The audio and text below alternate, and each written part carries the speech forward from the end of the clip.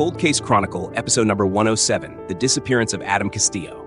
Today, we're diving into a haunting mystery that's cast a long, dark shadow for over 14 years, the disappearance of 21-year-old Adam Castillo near Willcox, Arizona, back in 2008. This case isn't just a story. It's a deep loss, wrapped in confusion, silence, and lingering questions. Our goal today is to walk through what we know, unpack the timeline, and see if revisiting the details might jog a memory or spark a lead. Right away, Adam Castillo seems like someone who had his feet firmly on the ground, close to his family, one of 5 siblings. He loved skateboarding, worked at a local gas station, just a regular young man. No signs that he was the type to simply vanish. The night of September 13th, 2008, started off as something completely ordinary. Adam planned to attend a party with his sisters, Adriana and Eden, at a rural spot outside of town known as The Loop. But things changed. Adam's sisters didn't end up going. Their ride fell through. So Adam caught a lift with a friend named Levi and 3 others, one of whom was a man named Gary. Here's something curious. Adam left both his phone and wallet at home. Why? Did he think he'd be back quickly? Was he uneasy about the party? Or was it just forgetfulness? We don't know. But in a missing persons case, even the smallest details matter. That night, Adam did make it to the party. We know that because Levi later told Adriana he dropped Adam off before heading home. One witness recalled seeing Adam between 1 and 2 a.m. on September 14th, wearing a black t-shirt, or maybe a tank top, long camouflage shorts, and green and white skate shoes. He was still with Gary and others at that point. But then, the timeline gets murky.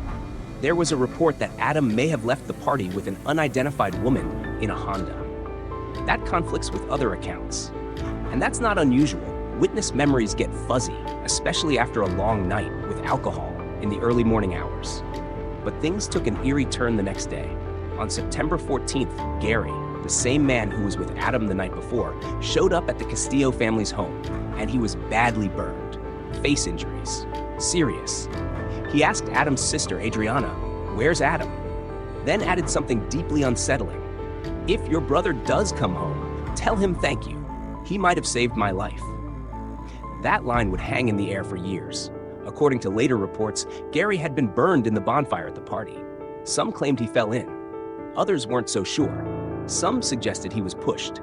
Either way, the theory emerged that Adam pulled Gary from the fire, possibly saving him. But after that, Adam was gone.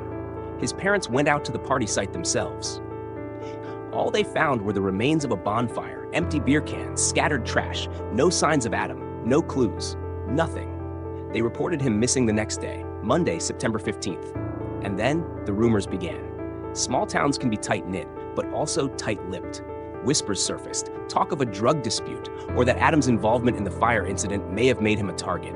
Retaliation, maybe? But again, nothing confirmed. Just speculation filling the void where answers should have been. The Cochise County Sheriff's Office launched an investigation. They interviewed about 25 people, mostly teenagers who were at the party. The stories they got back? Inconsistent, vague, contradictory, and without any physical evidence, it was nearly impossible to separate truth from misremembered details. Months later, in February 2009, there was a major drug bust in the Willcox and Bowie areas, based on tips authorities believed were connected to Adam's case.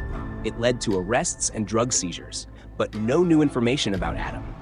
And despite extensive searches around the Loop and Blue Sky Road, no physical trace of Adam Castillo has ever been found.